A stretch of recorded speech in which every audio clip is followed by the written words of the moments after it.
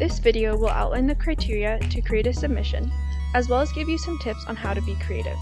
In order to participate, you must be a Gustafson student, submit your portfolio as an individual or team of 2, ensure that your portfolio fits with Gustafson's pillars, be creative and persuasive, ensure that your content is not copyrighted, and your video is less than 90 seconds.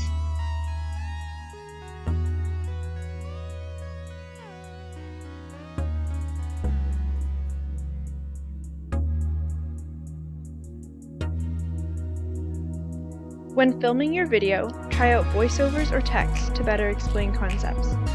If you're looking for resources, check out the McPherson Library for cameras, microphones, and much more.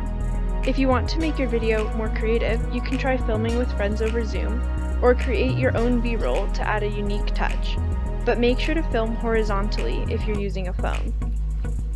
You can also find plenty of stock footage online. Check out the CN Plus webpage under Content Resources to find out more. Most importantly, have fun. We can't wait to see your submissions.